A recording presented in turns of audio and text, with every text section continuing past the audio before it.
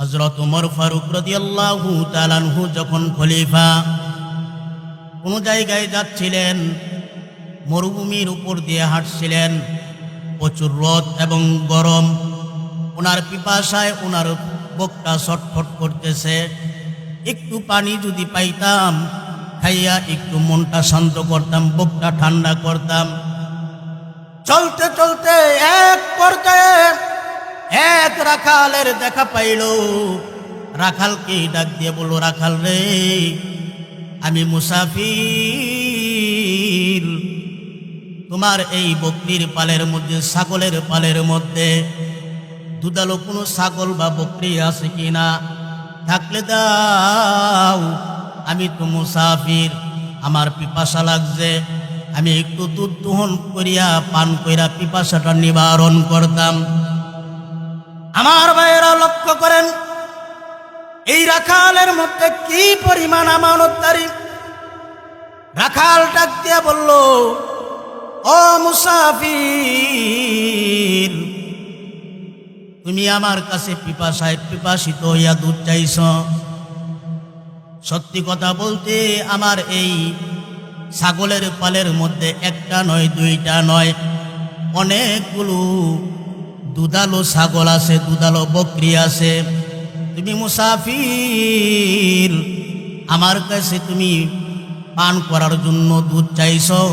তোমাকে একটু দুধ পান করাইয়া তোমার পিপাসা নিবারণ করতে পারলে আমি মনে শান্তি পাইতাম। কিন্তু মুসাফির, এই যে বকরিগুলো দেখতেছ, এই বকরিগুলোর মালিক আমি রাখাল না। এই বকরিগুলোর মালিক তো আমার মনিব। আমার মনিব আমাকে রাখালি করার জন্য রাখছে। এই বকরি থেকে আমি আমার মনিবের অনুমতি ব্যতীত এক ফোঁটাও দুধ দিতে পারি না। আমার মনিব আমার কাছে এই বকরির পালগুলো আমানত হিসাবে দিছে, আমি আমার মনিবের আমানতের খেয়ানত করতে পারি না।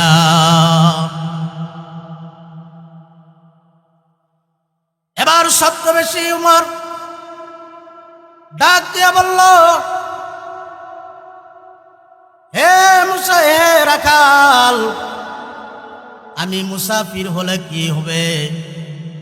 আমার কাছে অনেক টাকা পয়সা আছে। তুমি যদি চাও, আমি তোমার সাথে এমন একটা কৌশল অবলম্বন করব, যেই কৌশল অবলম্বন করলে তোমারও লাভ হবে, আমারও লাভ হবে। তোমার কিছু টাকা হবে আর আমার পিপাসা নিবারণ হবে। আমি মোটা অঙ্কের কিছু টাকা পয়সা দেই, তুমি আমার কাছে একটা ছাগল বিক্রয় করে দাও, দুধালো ছাগল। আমি তা থেকে দুধ দহন করে পান করে পিপাসা নিবারণ করি। আর তোমার কিছু টাকা হইল, প্রয়োজনে দুধ খাওয়ার পর বকরিটাকে জবাই করে দুইজনে মিলা গোশত খাইব। তোমার মালিক যদি জিজ্ঞাসা করে, তোমার মনিব যদি জিজ্ঞাসা করে, বলবা জঙ্গল থেকে হিংস্র জন্তু আইসা ছাগল খেয়ে ফেলেছে। এই কথা শোনার পর রাখালের চোখ গরম হয়ে গেল। ডাক দিয়া বলল, ইয়া হাযা ফাআইনাল্লাহ। হে মুসাফির, তুমি যে বললা এই কৌশল অবলম্বন করার জন্য, আমার মালিক দেখবে না, কিন্তু আমার মনিবেরও মনিব যিনি, আমার মনিবেরও মনিব যিনি, যেই আল্লাহ, সেই আল্লাহকে তুমি কোথায় রাখলা? আমার মনিব আমাকে দেখবে না হয়তো, কিন্তু আমার মনিবেরও মনিব যিনি আল্লাহ, তারে তুমি কই রাখলা? তিনি তো দেখবে। ছদ্মবেশী ওমর, মুসাফির ওমর যখন দেখলো রাখালের মধ্যে আল্লাহর ভয় আছে, আমানতদারি আছে, এইবার সুযোগ বুঝে বলে ফেললেন, রাখাল ভাই, তোমার মধ্যে যেই আমানতদারি আছে, তোমার মধ্যে যেই আল্লাহর ভয় আছে, তাকওয়া আছে, এই খবর যদি মদিনাবাসী জানতো, তাহলে ওমরকে খলিফা না বানায়া তোমাকে খলিফা বানাইতো। এবার রাখাল ডাক দিয়া বলল, হে মুসাফির, তুমি সাবধানে কথা বলবা, আমার খলিফার ব্যাপারে বাজে কোনো মন্তব্য করবা না, খবরদার। তুমি জানো না আমার মনিবকে আমার খলিফাকে আমি কি পরিমাণ ভালোবাসি। আমার খলিফার জন্য আমি 5 ওয়াক্ত নামাজ পড়ে নিজের জন্য দোয়া না করে আগে খলিফার জন্য দোয়া করি। তার অন্তরে খলিফার প্রতি কত মহাব্বত। ওমর বললেন, কি কারণে এত মহাব্বত করো? বললেন যে মহাব্বত করব না, তিনি রসুলের সাহাবী, জান্নাতি সার্টিফিকেট প্রাপ্ত একজন ব্যক্তি। আমি শুনেছি তিনি ইনসাফগার মানুষ, এই জন্য আমি তাকে ভালোবাসি, নামাজ পড়ে তার জন্য দোয়া করি।